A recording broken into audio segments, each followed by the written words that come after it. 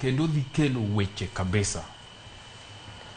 Nikech Ong'ondo kano ochung' nitie jok mano chung' kode. Yes. Kanyo en office nitie jok ma pod nye kirore gwerore makoni wan bende wadwa gini watimo ang'owa nikech kija siasa tionge ng'ama pingi penjerie. Ok diheri gi jite.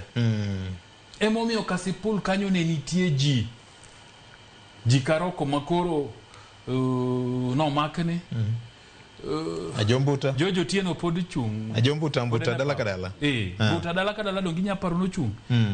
Odoyo Widigiri no chung. So nitie ji mang'eny manotimo ang'owa mano chung.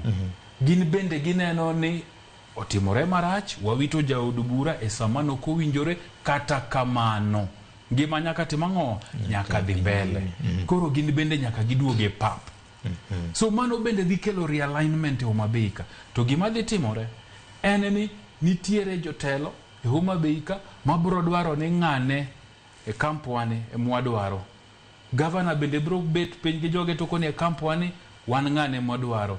Ineno jo party mamoko bende bro chungo ng'atgi. So dhi tedo siasa ma Homa Bay kabisa.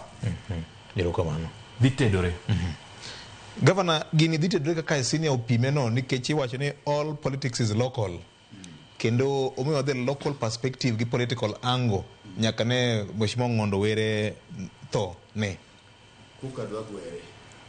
Dwagwere to dhi. Mana kama jay wache. Dwagwere nade to jogi nyose garo nyaka jo UDA ni ka en kuku mar ODM ma ok odware ng'ata. No chako noe nyaka liel. Mane kama ne gikethe godo. Victor to mago bende gin mana siasa. Nikech onge ng'at